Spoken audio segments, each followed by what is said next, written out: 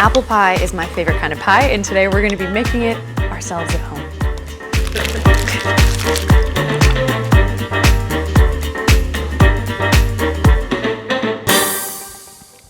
Oh, gotta take the pies out. Oh, shoot.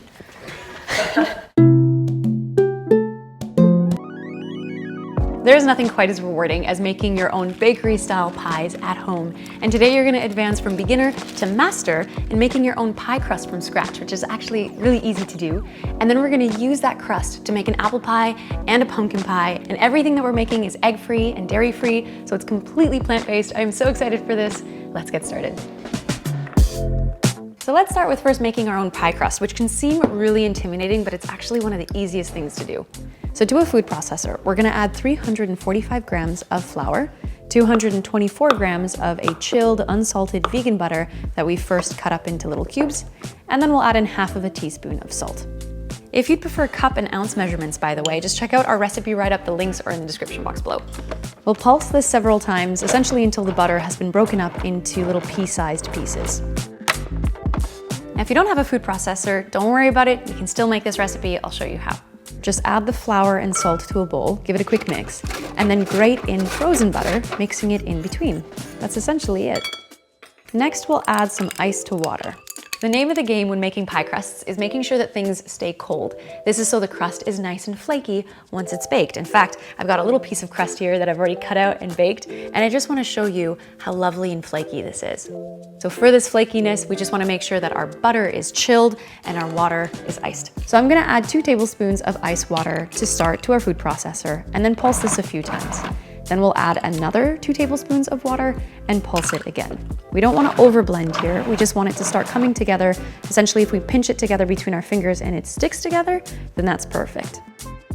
Now we'll turn over the dough and any remaining flour bits onto a working surface and just use our hands to incorporate any stray bits into the dough, but you don't want to knead it here because we don't want our hands to start melting the butter.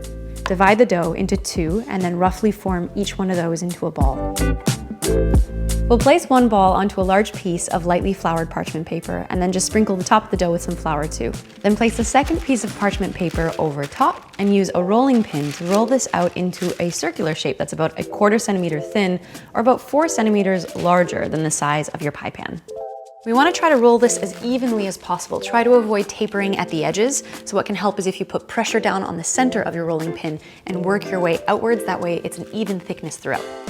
So at this point, we want to chill our crust, but I want to share a little hack with you first. We want to carefully peel back the top layer of parchment and dust the crust with flour. Then we're going to replace the parchment paper back on the dough, flip it over, and then peel back the other layer of parchment. We're going to dust this with flour as well. So this step essentially just makes sure that the dough doesn't stick to the parchment when we need it later on. Then we'll repeat the whole process with the second ball of dough. For now, let's place both rolled sheets into the fridge to chill for at least 30 minutes. So that's it. That's literally all it takes to make pie crust. So while that chills, let's move on to making some pie filling, starting with apple pie. I am properly obsessed with apple pie. Of all of the pies, it's gotta be my favorite, so we're starting with this one first. To make the filling, we'll peel about 1 kilogram of apples. I'm using a mix of red and green, but you can use whichever ones you'd like. Some apples are great for their firm texture and tart flavor. Some apples cook down too much. If you want to learn more about which apples are best for pies, you can see our recipe write-up. I'll leave the link in the description box below. We can then start slicing up the apples into about 1/2 centimeter thick pieces and place the slices in a bowl and then sprinkle over top 1/4 teaspoon of salt.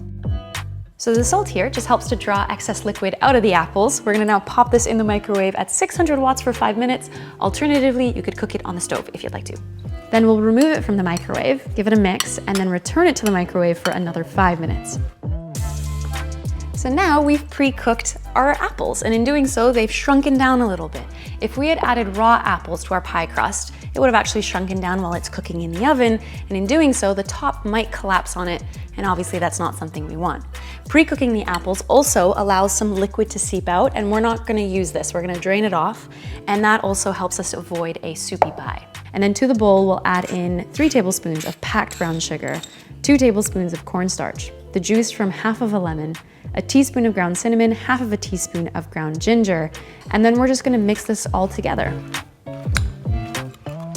At this stage, we want to let the apples cool down because we don't want to add a hot filling to a cold pie shell. Now for this recipe, we can create different kinds of tops. You could do a lattice top or a covered top. I personally think that the lattice tops look beautiful, so we're gonna start off with that one first, but I'll also show you later how to do the covered top just because frankly, it's faster and easier. When we're ready to assemble our pie, we're gonna preheat the oven to 350 Fahrenheit or 180 Celsius. To one of our rolled out sheets of dough, we'll use a pastry wheel to cut the crust into ribbons. The pastry wheel essentially just gives this a decorative pattern, but you could use a knife or a pizza cutter here instead. We'll then peel off the parchment sheet from the other rolled out dough circle and flip it onto a glass pie plate. We'll then use our fingers to press the crust into the pie plate. So try to lift and lower when you're fitting this in. You don't want to pull because you don't want to make the pie crust too thin. Then we'll peel the second sheet of parchment off the top of the crust and fill the pie shell with the cooled apple mixture. And here's where we can start to decorate. So we're going to place a few of our ribbons equal distance apart, parallel to each other on top of the pie. Then we're gonna fold back alternating ribbons, placing down a perpendicular ribbon, and essentially just repeating this process as we weave these pieces over and under one another. Once we've created the lattice structure, we can then trim away any excess dough that's hanging off more than 1 centimeter over the perimeter of our pie plate, and then we can roll over and seal the edges. If you'd like, I'd highly recommend using your finger just to crimp the crust all the way around the pie plate. It just makes it look so beautiful. And then we can brush the top with some vegan whipping cream, but you could use some soy or pea milk here instead, and then we'll sprinkle on a little bit of sugar. This just helps the crust become nice and golden when it's baking. So one thing to keep in mind is that the kind of pan that you're using when you're baking pies will yield different results. Glass, ceramic, metal, for example. I personally like to use glass because I can really easily monitor the side and the bottom as it bakes, but metal does conduct heat more evenly and it creates a very beautiful bottom crust. So I'm gonna try to optimize the best of both worlds by placing my glass pie pan on top of a metal cookie sheet. We'll then cook our pie on the lowest shelf of the oven to ensure that the bottom cooks sufficiently and that it's done at around the same time as the filling in the top. So we'll bake this for about 45 to 55 minutes or until the crust is golden. So now that you know how to make an apple pie, you can essentially do this with other kind of fruit pies as well. I've got a blueberry pie here, and you can play around with the lattice structure too. So I've got some alternating thin and thick strips just for visual interest. Now, let's move on to making the apple pie with the cover top. We're gonna fill the crust with the apples, making sure to gently press down on the apples to make sure that there aren't any gaps in the filling. And then we'll flip the second pastry dough over top of the apples. Then we're gonna cut away any excess dough and then fold in the edges. I'm actually just using a bamboo straw here to create a decorative crust around the pie plate. And then this part is really important. We wanna make sure to cut some slits into the top of the dough to allow some of the steam to escape while everything is baking. Same story here with brushing the top with some cream and sugar before we bake it. And that's it. That's how you make a covered pie. Okay, so this is our apple pie that's covered, but do learn from my mistakes. So essentially, I should have actually cut the slits on the top after I brushed it with the whipping cream because the whipping cream closed the cuts that I'd previously made. So about halfway through baking, I saw that it had cracked elsewhere so that the steam could escape.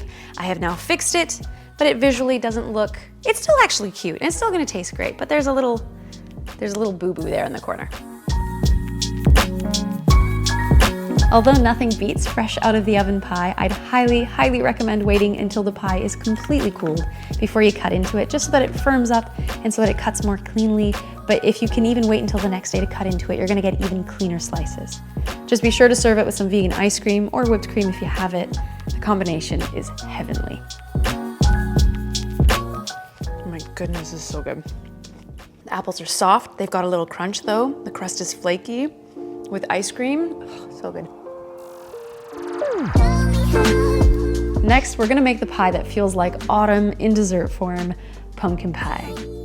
So for this recipe, we're gonna explore how to blind bake our crust, which essentially just means we're actually gonna bake the crust on its own first before we add any filling. This is something you usually do when you're adding a filling in it that's not baked and you don't wanna bake it, like a cream pie, for example. Or the other reason you would do it is when you don't want the crust, the bottom of it, to become soggy, which can happen if the filling that you're adding in is too wet, which happens to be the case with pumpkin puree. So here is how you blind bake a crust. So we're gonna add our pie crust to our pie pan and trim away any excess dough around the perimeter and then fold it in and again, crimp it decoratively if you'd like to. Then we're gonna poke the base several times with a fork. This is just so that steam can escape while it's cooking. And then we're gonna crumple up some parchment paper. This helps the parchment to fit more nicely, but also avoids any sharp corners damaging our shell. And then we're gonna pour some dry beans into it, filling it right to the top. But you could use rice here or pie weights instead if you'd like. So using dry beans like this just makes sure that the pastry is flat and level on the bottom and prevents it from puffing up. We can now bake this on the lower shelf of a preheated oven at 200 Celsius or 400 Fahrenheit for 15 minutes. While that bakes, we're gonna prepare our filling. So to a saucepan, we're gonna add in 425 grams of pumpkin puree, along with 1 cup of soy cooking cream. Now you could use coconut cream or soy milk if you'd like. The texture will be different, but the taste is still gonna be delicious. Then we're gonna add in 3/4 of a cup of packed brown sugar, 1/4 of a cup of cornstarch, 2 teaspoons of vanilla extract, 1/2 tablespoon of ground cinnamon, 1/2 teaspoon of ground ginger, 1/4 teaspoon of salt, 1/8 teaspoon of nutmeg, and an optional pinch of ground clove. Then we're gonna stir this together, but we don't wanna cook it just yet. By now we can remove our pie crust from the oven. We'll remove the weights from it and then return the pie crust to the oven, uncovered this time, to bake for another 8 to 10 minutes or until it's lightly golden. Now we can start cooking our pumpkin filling over medium-high heat at a relatively gentle boil. It doesn't really boil, it more like plops and steams, but in any case, we want to cook it for 5 minutes, stirring throughout. So cooking it a little bit like this gives time for the excess liquid to evaporate, but the cornstarch is also working to thicken up the mixture. What this means is that we're not going to be adding a wet filling into our pie crust later, and that means we're not going to end up with a soggy crust. When the pie crust is slightly golden, we're gonna remove it from the oven, drop the oven temperature to 350 Fahrenheit or 180 Celsius, and then pour the hot pumpkin mixture into the hot shell, and then spread it out evenly on the top. Then we're gonna return it to the oven for one final time, baking it for another 8 to 10 minutes or until the top of the pumpkin becomes slightly set. So here she is in all her glory. Our pumpkin pie is ready, but you do want to wait actually about 4 hours or overnight before you dig into it, just to give it time to firm up. I love serving this one with some whipping cream, and if you want, you could even cut out little decorative pieces with any leftover crust that you might have.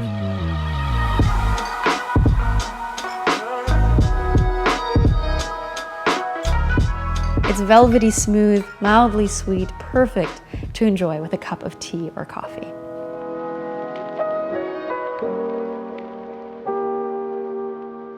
So these are my favorite pies, apple pie and pumpkin pie, but I'm curious to know what your favorites are. Maybe just give us some ideas and inspiration for future recipes that we can make. So let me know what those are in the comments.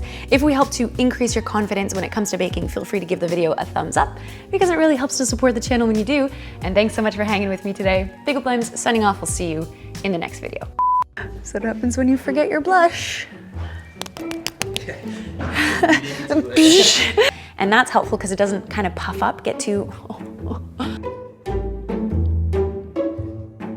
I re-slit the lines, and then I had dreams about making pies. Literally, all my dreams last night were about making pies. And then it literally woke me up because someone made the pie wrong, and I was like, no! You can use a similar concept when making other fruit flies.